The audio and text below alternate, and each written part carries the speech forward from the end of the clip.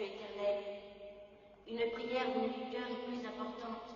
Rappelez-vous ce qu'a dit le roi Salomon après avoir bâti le temple. Debout devant l'autel du Seigneur, il écarta les bras et dit: Dieu habiterait-il véritablement avec l'homme sur la terre? Voici les cieux, et les cieux des cieux ne peuvent te contenir. Combien moins cette maison que j'ai bâtie. Toutefois, mon Dieu, écoute la prière de ton serviteur et sa supplication. Que tes yeux soient jour et nuit ouverts sur cette maison, sur ce lieu dont tu as dit que là serait ton nom. Mon enfant. Avec ton père, nous te cherchons depuis 3 jours. Pourquoi me cherchez-vous comme cela depuis 3 jours? Ne saviez-vous pas qu'il faut que je m'occupe des affaires de mon père maintenant? Cet épisode du recouvrement de l'enfant Jésus au temple, après 3 jours de recherche anxieuse de la part des saints parents, est plutôt intéressant à méditer. Il renferme d'importantes leçons dont nous avons tout intérêt à se souvenir dans les moments opportuns. Au dire des maîtres de la vie spirituelle, dont plusieurs saints reconnus, l'épreuve la plus terrible à laquelle on puisse être soumis, c'est la soustraction de la grâce sensible. Puisque nous sommes plutôt charnels, c'est souvent par cette grâce sensible que Dieu nous fait ressentir la joie, la paix, l'amour, la confiance, la force.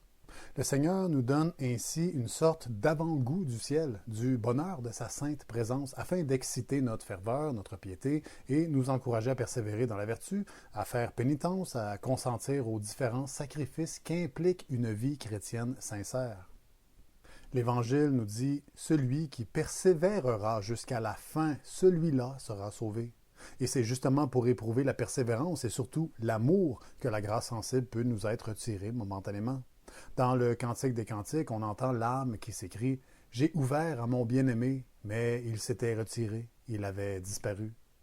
La vie spirituelle comporte de nombreuses étapes de croissance et la disparition de Jésus, ou plutôt la perte de la sensation de sa présence à différents niveaux, fait partie du cheminement. Sainte Thérèse d'Avila enseigne dans le château intérieur « Dieu nous donne d'abord des délices spirituels pour nous attirer à lui, mais ensuite, il nous les retire pour nous apprendre à aimer sa volonté et non pas les dons qu'il nous fait. » Vous comprenez, notre foi doit transcender la chair et toute forme de consolation d'ailleurs, autant celles qui viennent des hommes, de la terre que du ciel. La foi, c'est plus qu'une sensation et nous devons apprendre à aimer le bon Dieu pour lui-même et non pour ce qu'il nous procure comme grâce. Autrement, nous sommes plus mercenaires que dévots. Notre amour est conditionnel, il dépend du bénéfice que nous en tirons. L'amour vrai, quant à lui, est purement désintéressé et les sécheresses spirituelles sont justement là pour nous l'enseigner en pratique. Parce qu'on peut bien en parler, écrire des livres entiers sur le sujet, mais c'est surtout quand on le vit qu'on le comprend vraiment. Alors, si on s'imagine être au-dessus de ça, que ça ne nous arrivera pas, que notre foi est trop forte, eh bien, on s'illusionne gravement et Dieu se chargera éventuellement de nous humilier. On sera confondu, comme Saint Pierre qui se croyait incapable de trahir son maître, mais qui pourtant... Certainement, tu es aussi de ces gens-là. Ton langage te trahit. Ne t'ai-je pas vu dans le jardin Je avec ne lui? connais pas l'homme dont vous parlez!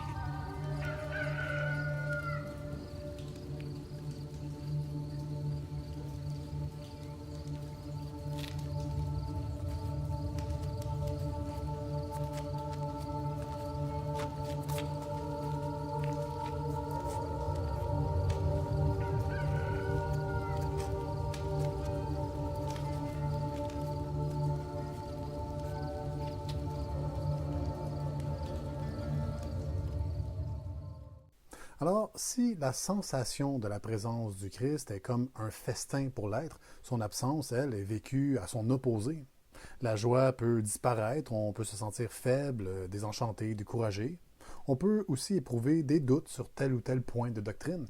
On peut faire un retour anxieux sur des moments coupables de notre vie, par exemple, de vieux péchés qui ressurgissent, qui nous tenaillent. Et on peut aussi avoir peur d'avoir vécu dans l'illusion, dans l'erreur. On remet en question nos orientations de pensée, certaines convictions sur notre foi. C'est la crainte effrayante que nos dernières négligences ou défauts de personnalité aient éloigné le Seigneur, que nous avons perdu la grâce et que ça explique pourquoi on se sent aussi mal. On peut aussi se mettre à redouter d'avoir mérité une sorte d'endurcissement du cœur, que l'esprit d'égarement plane sur nous, caractère typique de la réprobation, destiné à tous ceux qui négligent ou bafouent le Seigneur, comme le dit saint Paul ici. Aussi Dieu leur envoie une puissance d'égarement pour qu'ils croient au mensonge, afin que soient condamnés tous ceux qui n'ont pas cru à la vérité, mais qui ont pris plaisir à l'injustice. La sécheresse spirituelle peut s'éprouver aussi par une sorte de perte d'intérêt et d'attrait plus ou moins marqué face aux choses de Dieu, sans qu'on puisse l'expliquer clairement. Les diverses formes de concupiscence connaissent alors un regain de vigueur, les attraits sensuels sont plus envahissants. On se demande, Dieu m'a-t-il abandonné? Ça peut être très anxiogène. Et pour tenter de se soulager, on revient en arrière sur la route pour chercher à comprendre quand on a perdu le Seigneur. On interroge qui peut nous aider et ça dure un certain temps. 3 jours symboliques de recherche. Et finalement, où retrouve-t-on le Seigneur? Pourquoi me cherchez-vous comme cela depuis 3 jours? Ne saviez-vous pas qu'il faut que je m'occupe des affaires de mon père maintenant? En ce qui nous concerne, les affaires de Dieu, c'est de voir la rédemption du genre humain et pour ce faire, il nous procure tous les moyens nécessaires. D'abord en s'offrant lui-même en rançon pour les péchés du monde et ensuite à travers les différents sacrements qu'il a institués dans son Église. Gardons-nous bien de toute forme de découragement ou de désespoir, car même si notre état d'âme asséché provient d'une épreuve ou d'un châtiment que nous nous sommes attirés, c'est pour un bien supérieur que nous le vivons. Dans son insondable sagesse, le Seigneur sait parfaitement ce qu'il fait. Tout ce que nous avons à faire, c'est de confesser nos fautes, communier et attendre avec abnégation, patience. À partir de là, il ne faut rien négliger dans l'ordre de la vie chrétienne et demeurer aussi fidèle que possible. Même si on ne se sent pas avec la même ferveur, il faut en avoir minimalement la volonté sincère. Et puis, le simple fait de constater notre manque est déjà en soi une grâce, puisque ça nous pousse à nous sanctifier davantage dans l'humilité et la charité.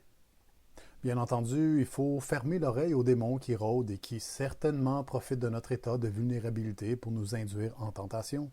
Même si la présence sensible de Dieu nous manque, nous avons toujours les lumières de la raison.